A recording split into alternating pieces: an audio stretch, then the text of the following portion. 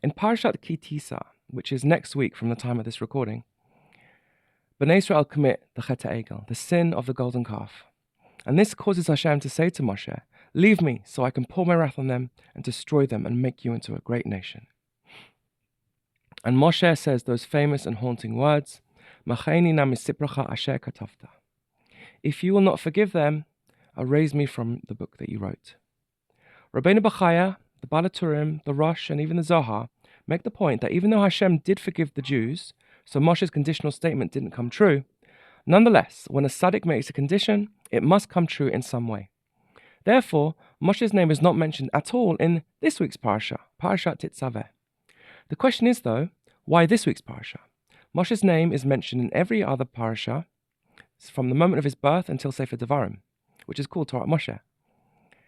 There are many parashiot that Moshe's name could have been erased from, including the parasha where the conversation between him and Hashem took place, or even the very next one, right? That would be more logical. So why the one before? Let's understand. So some commentaries point out that Moshe's complaint was for the sake of his own soul. For example, the Or HaChaim, who brings several commentaries on this pasuk, explains in one of them that Moshe's merits and rewards come mostly from looking after the Jewish people. If they were to be destroyed, he would lose those merits, and it would have been better had he never taken the task of looking after them in the first place. The Chida brings a Gemara in Rosh Hashanah, which explains that Moshe was referring to the book of the wicked and the book of the Beinonim, the intermediates, as per Rosh Hashanah. He considered himself as a Beinoni, somebody right on the edge of being good or wicked, and he didn't want to lose his merits if the Jewish people were destroyed and enter the book of the wicked. This is all in a negative light, and therefore we must consider that Moshe's name being taken out of the parasha is a form of punishment, a curse, but a lesser curse than the one that he originally prayed for. How merciful is Hashem? Nonetheless, there is a positive side. The Chida gives another opinion, which he considers to be the right one, that when the wicked are written in the book of the dead, they die immediately, i.e. they lose their lofty Jewish soul and become like a non-Jew, wandering the earth, without a connection to Hashem. He didn't want that, so he wanted to die immediately for the sake of the Jewish people, and therefore was willing to die al pi mesirat nefesh, self-sacrifice, for Yisrael. May his merit protect us.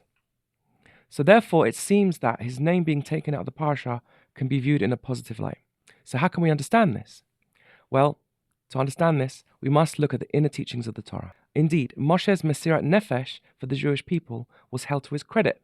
It demonstrated that his connection to the Jewish people was stronger than his connection to the Torah. How can there be anything higher than the Torah? Well, the Bnei Israel are higher than the Torah, as it is written in Tana Devei Eliyahu, Rabbah 14. The Torah is addressed to the Bnei Israel, and one does not value the letter one writes to one's wife and children more than one's wife and children themselves.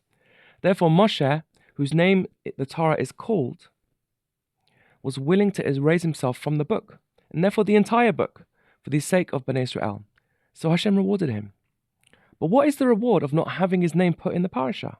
Surely that's a punishment, right? Not at all. The parasha does mention Moshe, but not by name. It says, Ve'ata Tetzaveh, and you shall command. If you remove your name, what's left? You. The very self, the very essence of who we are. And indeed, by removing Moshe's name, Hashem revealed that Moshe's essence is his bond with the Jewish people. The word Tetzaveh, you shall command, is from the word mitzvah, commandment. But really, that's not a good translation. The word's root is savta, bond. Mitzvot are what bind us to Hashem, and indeed, Hashem is telling us about Moshe's bond to the Jewish people. The level at which Moshe is connected to the Torah is his soul. Now we know the soul has 5 names, and the highest and the loftiest aspect of the soul is called the Yechida. However, this is just a name. The Torah, as we know from the Ramban and the Zohar, is composed entirely of Hashem's names. However, Hashem himself is beyond all names. He is the narrator of the Torah. For example, the Torah says, Bereshit bara Elokim et hashamayim ve'et haaretz. But really, we should hear that as Bereshit barati et hashamayim ve'et haaretz. In the beginning, I created the heavens and the earth. Me, beyond all names. Anochi, I am Hashem Elokecha, your God. Moshe too, lahavdil, beyond names, is essentially bound to Yisrael. We all have a me, a self, that is beyond even our neshama. It's called the etzem neshama, or the chelek elokam al mamash. This is where the teaching comes from. That me is beyond all names. Think about it. When a baby is born, he hasn't got a name. When we give the baby a name, has anything changed in the baby? Not at all. The baby can exist without a name. A person is a person with or without a name. Lahavdil, same with Hashem. Hashem is beyond all names too. So this is a very important point that we all need to know.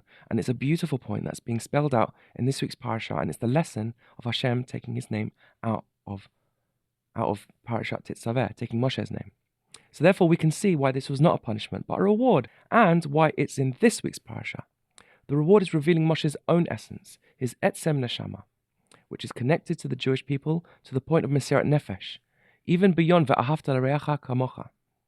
His essence is his bond to the Jewish people, which is the secret of the word Tetzaveh. The opening statement and the title of the parasha can be homiletically read, Moshe's essence is bonded with the Jewish people, ve'ata Tetzaveh. In the words of the Lubavitcher Rebbe, all the above provides a lesson that every one of us must apply to our divine service. It is not enough to have Ahavat Yisrael, love for every Jew, even regardless of his or her situation or spiritual level, and for that love to be as yourself, as we know from the Hasidic teachings. More is demanded of each one of us to sacrifice ourselves if necessary for another Jew, and for every Jew, and for that self-sacrifice to be expressed in loving all created beings and drawing them close to the Torah. Indeed, as we've learnt, Moshe's essence is found deep in the core of every Jew, as his essence truly does transcend his name.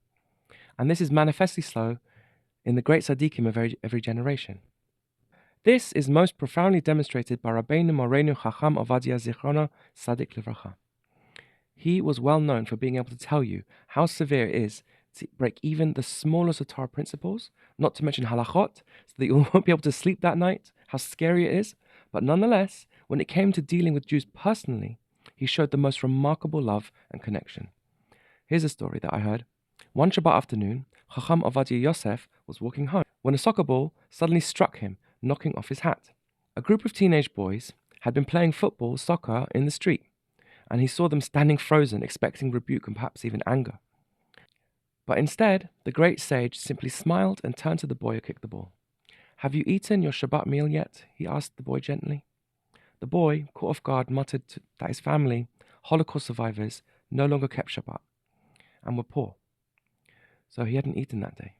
With warmth in his eyes, Chacham Ovadia extended an invitation. "Come and join me for the meal." The boy agreed, and after eating, he felt something he hadn't felt before, a sense of belonging, of being seen. As Shabbat ended, he sighed. "I want to go to the movies, but I don't have the money." The Rav, who was strictly against going to the movies, nodded and said, "I'll give you the money if you promise to come back and see me." It was a simple deal, but it changed a life.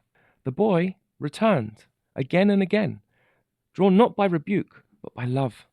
Slowly he began learning the Torah, growing in mitzvot, and years later he became a Rosh Kollel, leading others in the very Torah he had once ignored. May we all learn from this. Am echad, lev echad. Shabbat shalom.